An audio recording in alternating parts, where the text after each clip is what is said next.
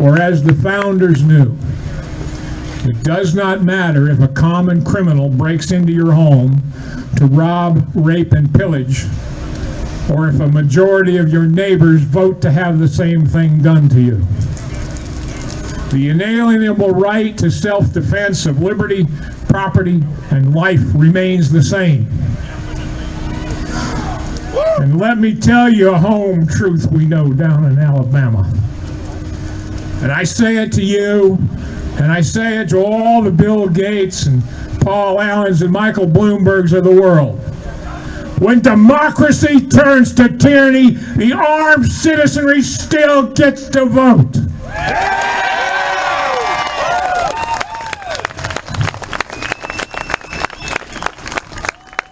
So be careful what you wish for, you may get it.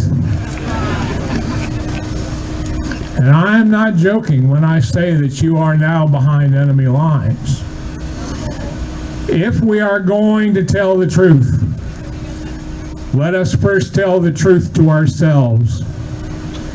Let us have no illusions. Let us not try to sugarcoat what is obvious to anyone who has eyes to see. The people who crafted I-594 knew exactly what they were doing. Tyrants develop appetites for other people's liberty and property and lives, and they will manipulate the mob in order that they might eat. Such people are the very definition of what the founders called domestic enemies of the Constitution. So let us be plain. If they are enemies of liberty and they have temporarily succeeded in stealing ours, then they are enemies of the Founders' Republic. And you here in Washington are now indeed behind enemy lines. This is no joke. This is as serious as it gets. Yep. Claiming legitimacy of a single election, they will send armed men to your door to work their will upon you, to feed their appetites. This is the iron fist of tyranny that they wrap their velvet lies around. Do it, they command, or else. To which I would reply, or else what?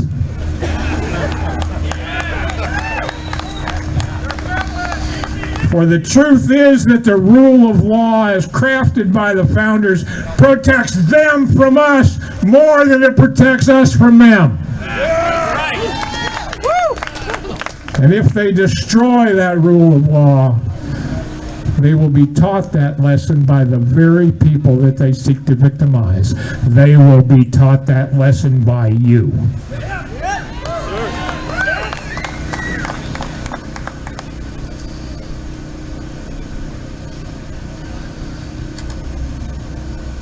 But we did not have to be here at this place with our backs to the wall, our firearms on our shoulders, forced into these awful choices. We are here because of failures. Failures of our own and failures of others entrusted to wage the political fight to secure our liberties from just the sort of threat that I-594 represented. If we are going to tell the truth to the domestic enemies of the Constitution, let us tell the truth to ourselves and to our allies in this fight. For years, gun rights groups have fought on the same battlefields using the same tactics, and consistently, incrementally, sometimes almost invisibly, we have lost. We lost because we let the enemies of liberty define the battlefield. Yet having been pushed back again and again, the people that we entrusted to defend our liberties politically are now insisting that we all do the same thing again and again because, well, that's what they do. And if you don't like it, If you don't like the fact that that they are losing your rights for you, you simply need to send them more money so that they can lose some more. So let us be honest. Petty jealousies, touchy egos, cynical jockeying for position lost the political fight against I-594. The NRA did the minimum required to convince their members that they were doing something without really doing something, because they did not want to ally themselves with Alan Gottlieb. For his part, Alan Gottlieb seemed happy for the NRA to cede the battlefield to him, for he would claim the credit for the victory. Only one thing happened: they didn't win. They lost. We all lost. And now we are here because grown men and women acted like jealous children. But it is time to cease acting like children. Because of our own failures, it is time to stand up and act like adults. This is not a game with no consequences and merely played for points. This is deadly serious. It's as serious as it gets. And as my friend David Codrea says, it is a time for any chair in a bar fight, regardless of who gets the credit afterwards.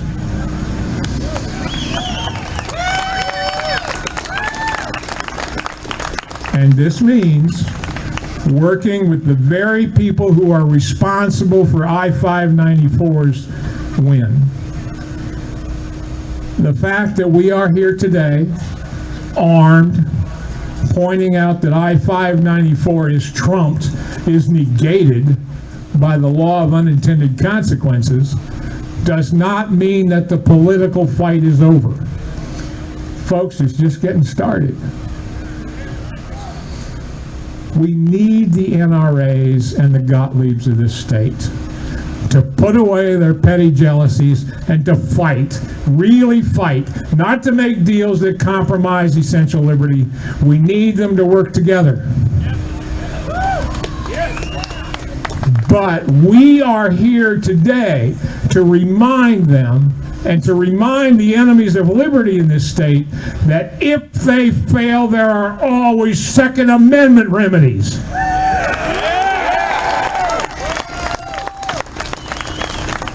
And if that scares them, if they are made uncomfortable by that, if they continue to bicker like children and play the pragmatic game, trying to be liked by the press and understood by their enemies, they should understand that there is always us, eternally us, the resistance army of the Founders Republic.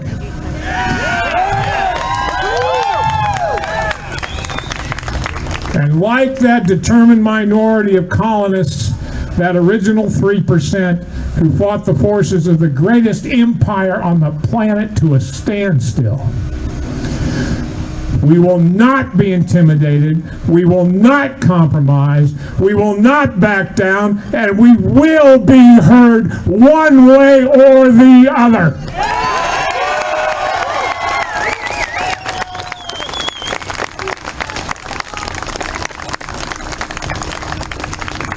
So I say to the deal makers who claim to be on our side, if you want to make a deal, you had bloody well make it based on that reality.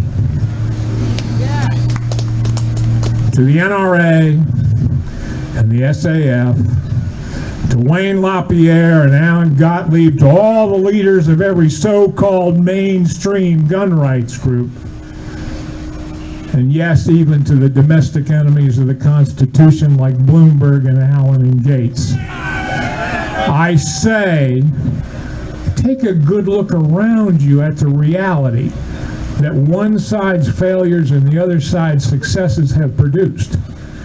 Take a look around at the reality. And that reality is you.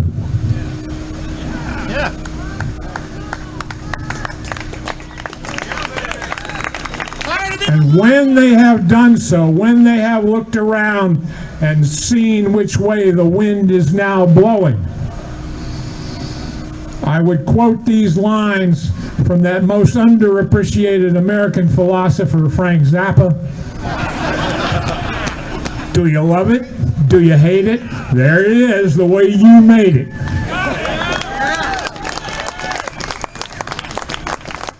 For we are the 3%. We will not fire the first shot, but if needs be, we will fire the last.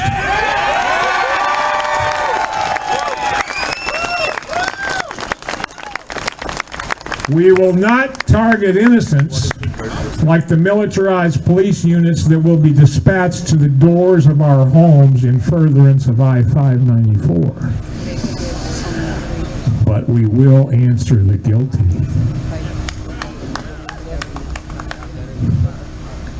We are here. We are not going away.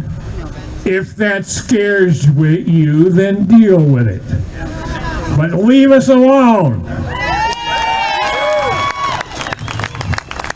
Ease up out of our faces. Take your hands off our liberty and property and keep them to yourselves as the founders intended. Leave us alone. That's all we ask. That's all we demand. Like the flag says, don't tread on me. Don't tread on us. And to all of you resistance fighters here today, I say emulate your fellow soldiers of liberty in Connecticut and elsewhere who are also behind enemy lines. Be watchful. Be patient. Fight the political fight. Think and act outside the box. Work to prevent violence. But always be prepared as the founders were. And remember Blackerby's advice.